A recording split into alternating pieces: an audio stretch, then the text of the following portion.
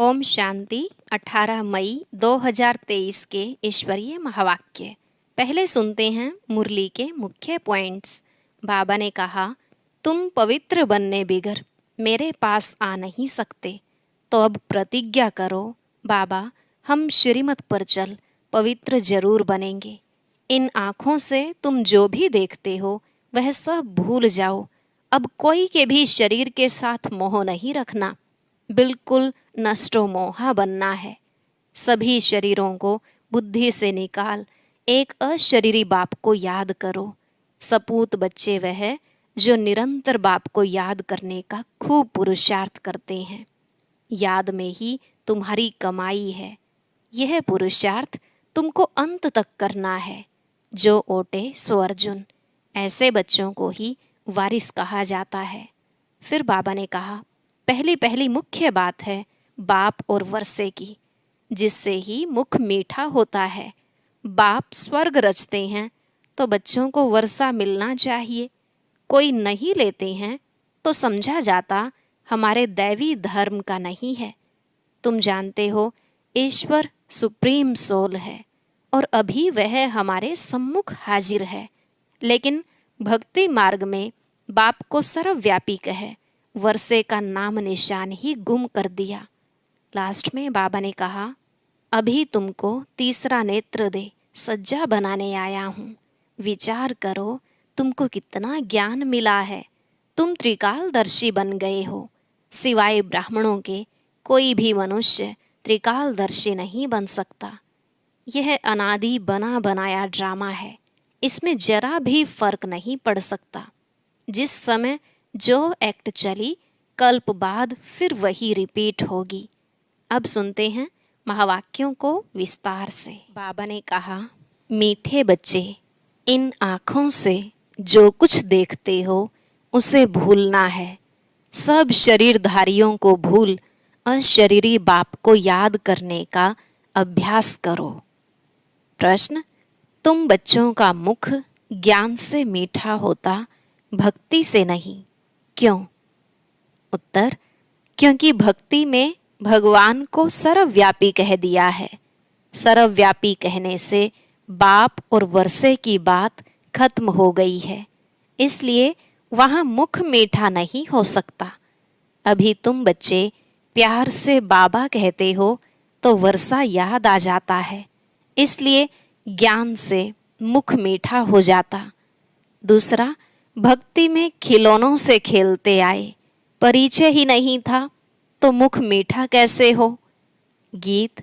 ओम नमो शिवाय, ओम शांति, शिवाय नमः अथवा नमस्ते भी कहा जाता है।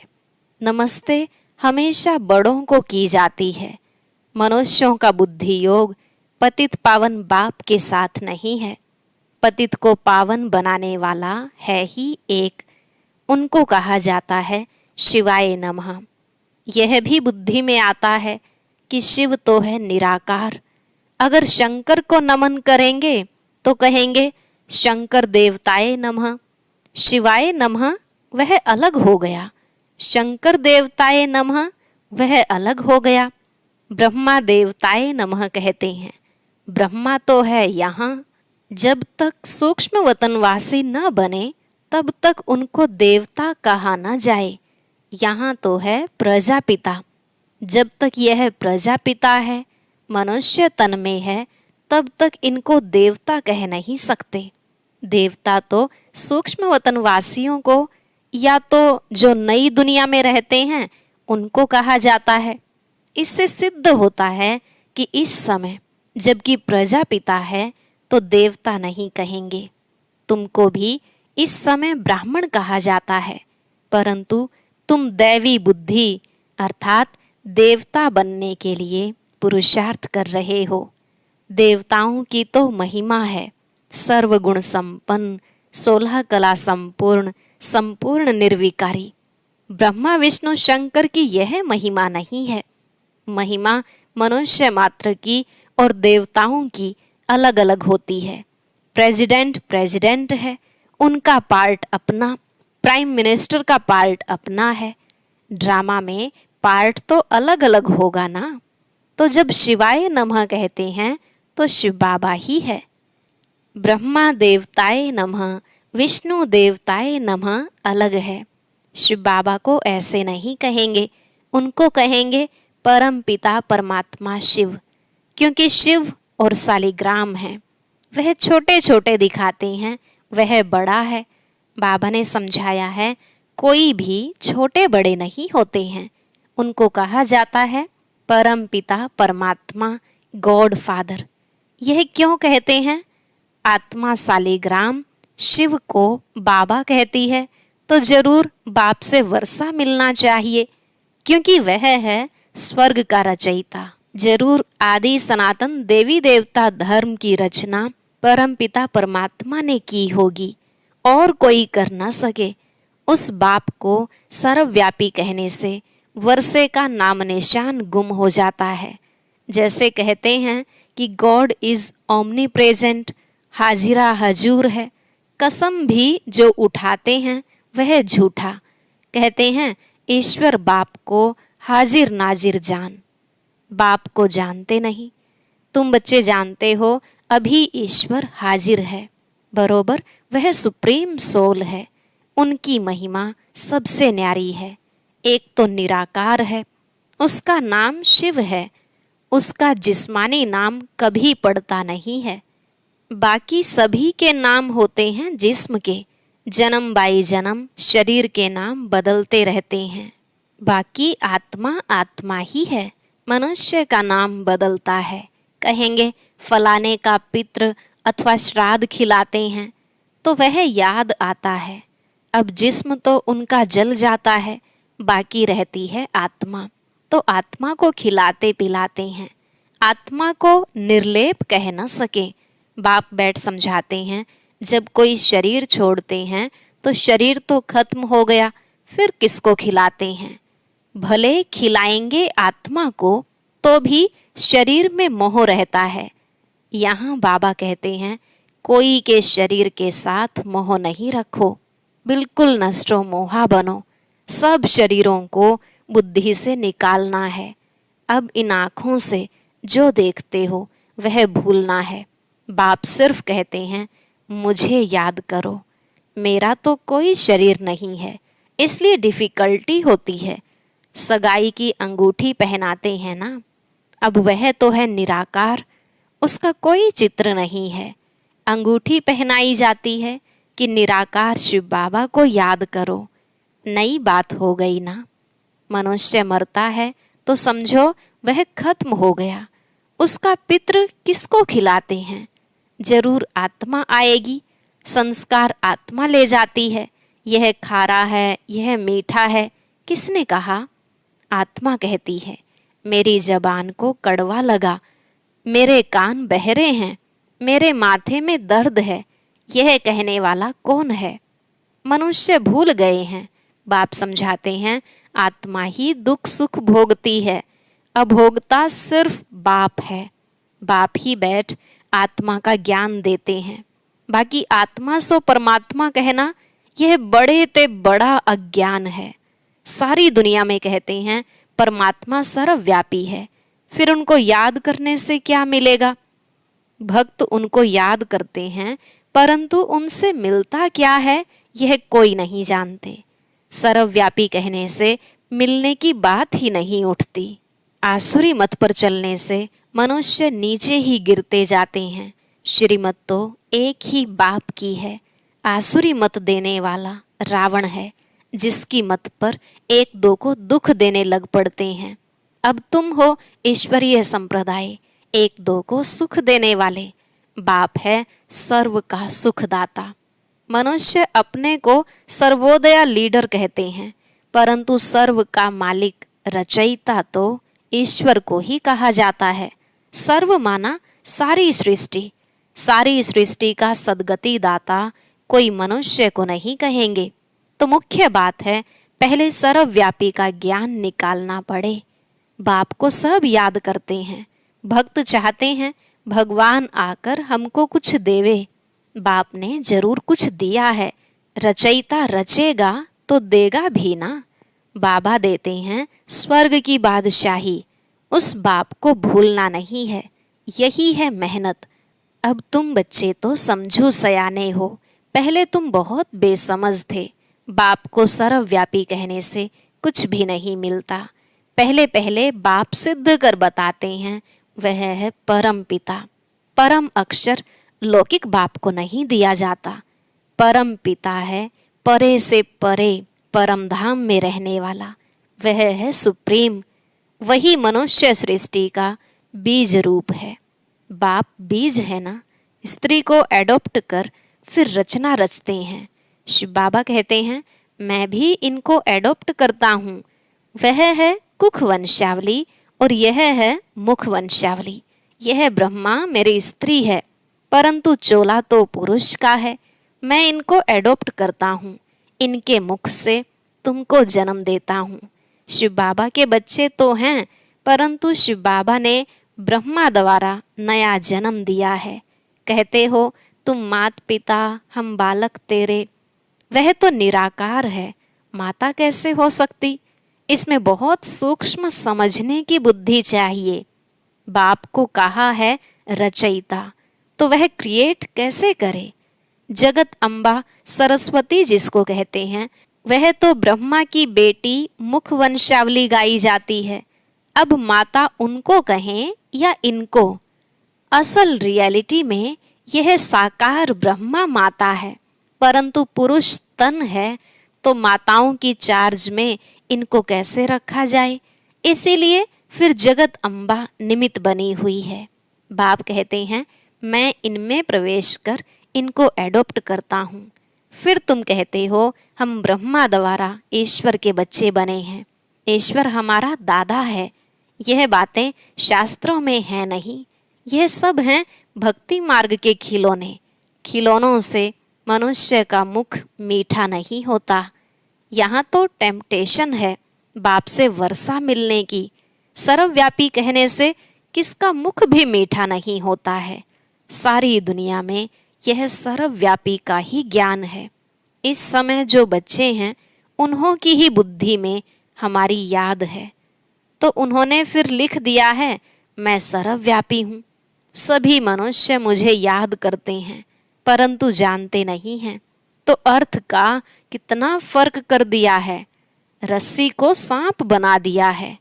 अब बाप कहते हैं, मेरे को याद करो और कोई को नहीं। इसका मतलब यह नहीं है कि मैं सर्वव्यापी हूँ। तुम जानते हो हमारी आत्मा बाबा को याद करती है, तो सर्वव्यापी अक्षर में फर्क हो गया। यह भी ड्रामा की भावी है, फिर भी ऐसे ही होगा, होना ही है। इस समय जो एक्ट चली, शूट हुआ, उसको ड्रामा कहेंगे। अनादि बना बनाया ड्रामा है, इसमें कोई फर्क नहीं पड़ सकता। यह चित्र आदि सब ड्रामानुसार बच्चों द्वारा बनवाए गए हैं। यह खुद कहते हैं, मैं कुछ नहीं जानता था, अब बाप ने दिव्य दृष्टि दी है। दिव्य दृष्टि दाता तो वह है ना। नए नए चित्र बनवाते रहते हैं। एक बार बनाया फिर पॉइंट निकलती हैं तो करेक्ट करना पड़ता है। ब्रह्मा के आगे प्रजापिता अक्षर जरूर लिखना पड़े, नहीं तो मनुष्य समझते नहीं। कहते हैं ब्रह्मा मुख वंशावली तो औलाद हुए ना, ब्रह्मा की औलाद तो ब्राह्मण हुए ना। तुम बच्चे जानते हो प्रैक्टिकल में हम ब्रह्मा की औलाद शिव के पोत्रे हैं। पहली पहली बात है ही बाप और वर्षे की, जिससे मुख भी मीठा हो। बाप स्वर्ग का रचयिता है तो जरूर वर्षा मिलना चाहिए। कोई नहीं लेते हैं तो समझो हमारे दैवी धर्म के नहीं हैं। आकर समझेंगे वही जो देवी देवता पद पाने वाले होंगे। मुख्य बात है पवित्रता की। पवित्र रहने बिगर रक्षाबंधन हो न सके। बाप से प्रतिज्ञा करते हैं, बाबा हम पवित्र जरूर बनेंगे। पवित्र बनने के बिगर आपके पास कैसे आ सकेंगे? जरूर श्रीमत पर ही श्रेष्ठ बनेंगे। सतयुग में तो नहीं बनेंगे, जरूर कलयुग में बने होंगे। कलयुग अंत सतयुग आदि का संगम होगा, अर्थात संगम पर ही बाप आकर बच्चों को स्वर्ग का वर्षा देते हैं। भारत का नाम बहुत बाला है। भारत ही सचखंड और झूठ खंड बनता है, और खंड गोल्डन एज में नहीं होंगे। दूसरे सभी खंड विनाशी हैं। यह है अविनाशी खंड, क्योंकि अविनाशी बाबा फिर से आए हैं। धर्म स्थापना की एक्टिविटी जो हुई है, कल्प बाद फिर वही चलेगी। बाप कितना वर्षा देते हैं। मोस्ट बिलवेड बाप है। ग्रस्त व्यवहार में रहते हुए तुम प्रवृत्ति मार्ग वालों को पवित्र जरूर बनना है। सन्यासियों का निवृत्ति मार्ग वालों का धर्म ही अलग है। वैसे और अलग अलग अनेक धर्म हैं, वह स्वर्ग में नहीं आएंगे। जो हमारे धर्म के और धर्मों में मिल गए हैं वही निकलेंगे। अब तुमको कितना ज्ञान मिला है। तुम्हारा तीसरा नेत्र खुला है। त्रिकालदर्शी तुम बन रहे हो। सिवाय तुम ब्राह्मणों के और कोई भी मनुष्य मात्र त्रिकालदर्शी नहीं होते। देवताएं भी त्रिकालदर्शी नहीं हैं। बाप कहते हैं तुमको तीसरा नेत्र दे सज्जा बनाता हूँ। तुम बच्चे जानते हो हमारा अब तीसरा नेत्र खुल रहा है।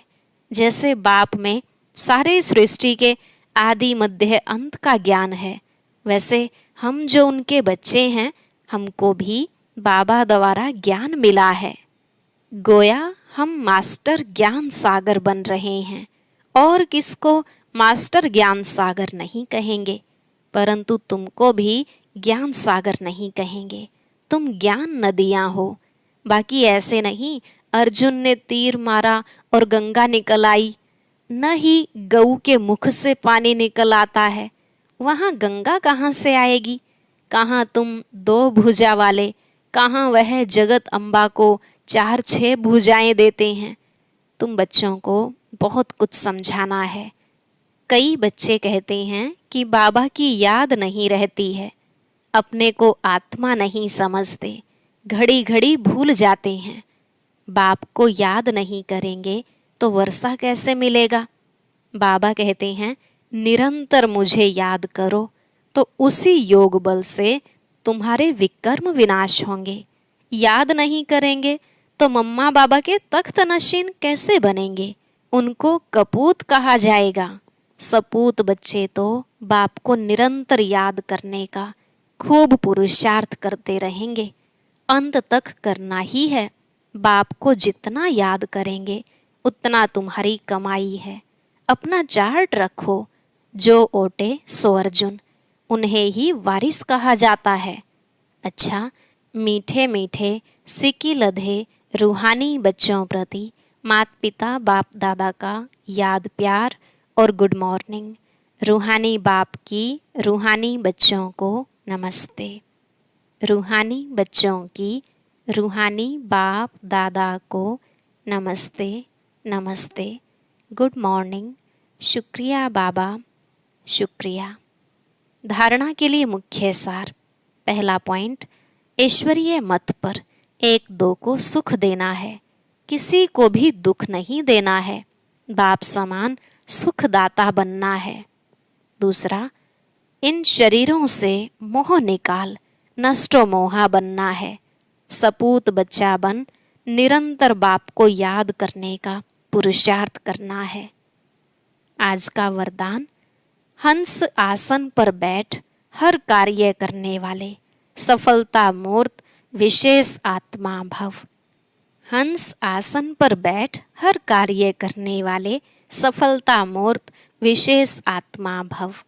बाबा ने कहा जो बच्चे हंस आसन पर बैठकर हर कार्य करते हैं उनकी निर्णय शक्ति श्रेष्ठ हो जाती है। इसलिए जो भी कार्य करेंगे उसमें विशेषता समाई हुई होगी। जैसे कुर्सी पर बैठकर कार्य करते हो, वैसे बुद्धि इस हंस आसन पर रहे तो लौकिक कार्य से भी आत्माओं को स्नेह और शक्ति मिलती रहेगी। हर कार्य सहज ही सफल होता रहेगा।